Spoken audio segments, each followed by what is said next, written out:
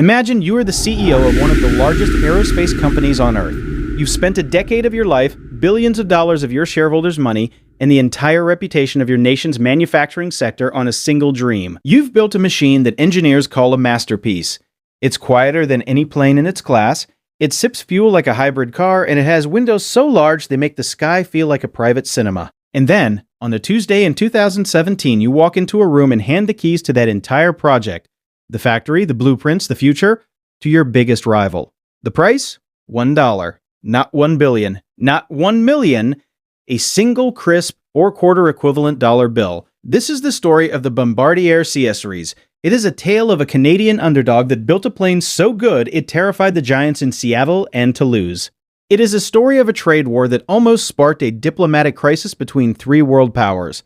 And ultimately, it is a story of how Boeing, in an attempt to kill a competitor, accidentally handed their greatest rival Airbus the ultimate weapon for free. To understand why this plane was so dangerous, you have to understand how the airline industry works. For 40 years, the sky has been a duopoly. You have Boeing in America and Airbus in Europe. Building a brand new airplane from scratch, what they call a clean sheet design, is corporate suicide. It costs upwards of $10 billion. Usually, companies just refresh old designs.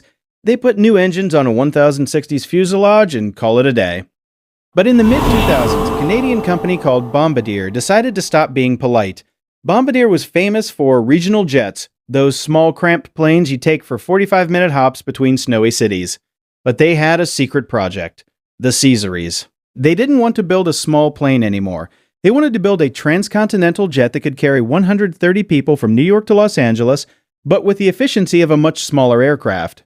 They used carbon fiber, they used the Pratt & Whitney geared turbofan, an engine so advanced it felt like science fiction.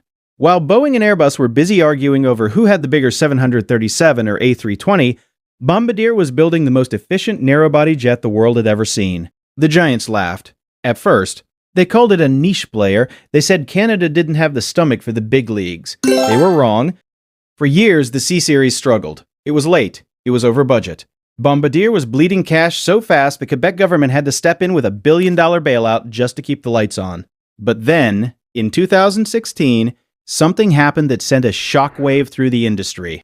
Delta Airlines, one of the big 3 U.S. carriers, placed an order for 75 C-Series jets. This wasn't just a sale, it was an endorsement. It told the world that the little Canadian plane was ready for the majors. For Boeing, this was a red alert. Delta was a loyal Boeing customer. If Delta started buying Canadian planes, what was to stop United? Or American? Or Southwest? Boeing had a problem. They didn't have a plane that could compete with the C-Series. Their smallest 337 was too heavy and too thirsty. They were being out-engineered. So Boeing did what any multi-billion-dollar giant does when it's being outsmarted by a smaller rival. They didn't try to build a better plane. They called the lawyers. In 2017, Boeing filed a petition with the U.S. Department of Commerce. They accused Bombardier of dumping, selling the C-Series to Delta at absurdly low prices because they were being subsidized by the Canadian government. Boeing claimed Bombardier was stealing the U.S. market. The U.S. government, under a very America First political climate, listened. In a move that stunned the global aviation community, they slapped a 292% tariff on every C-Series jet imported into the United States. Think about the math of that. If a plane costs $80 million, the tariff makes it $240 million. It was a death sentence. The U.S. was the largest market for the C-Series. With one stroke of a pen, Boeing had effectively banned the C-Series from American soil. Bombardier's stock plummeted. The company was staring into the abyss. They had the best plane in the sky, and they were about to go bankrupt because they couldn't sell it in the one place that mattered. Boeing thought they had won. They thought they had crushed the Canadian upstart and protected their monopoly. They didn't realize they had just walked into a trap of their own making. While Bombardier was panicking, a phone rang in Toulouse, France. It was Airbus. Airbus had been watching the C-Series for years. They knew it was a fantastic plane. They also knew that Bombardier was desperate. On October 16, 2017, the world woke up to a press release that looked like a typo. Airbus announced they were taking a majority stake in the C-Series program. The terms were staggering. Airbus didn't pay $5 billion for the technology. They didn't even pay $1 billion. They took 50.01% of the project for $0 in upfront cash. But here was the masterstroke. Airbus had a massive factory in Mobile, Alabama. By moving the final assembly of the C-Series to Alabama, the plane was no longer an import. It was an American-made aircraft. The 292% tariff? It vanished. It didn't apply to a plane built in the USA. Suddenly, the C-Series wasn't a struggling Canadian underdog anymore. It was backed by the global supply chain, the massive sales team, and the political muscle of Airbus. Boeing's plan had backfired spectacularly. They wanted to kill the C-Series. Instead, they forced it into the arms of their greatest rival, who now had a perfect small jet to round out their fleet, and they got it for free. Airbus didn't waste any time. They rebranded the C-Series as the Airbus A220. They cleaned up the production line, used their massive scale to beat down the price of parts, and started selling the plane to everyone who would listen. JetBlue, Breeze, Air France, the orders started pouring in by the hundreds. The A200 became the darling of the industry. It was the Goldilocks plane, not too big, not too small.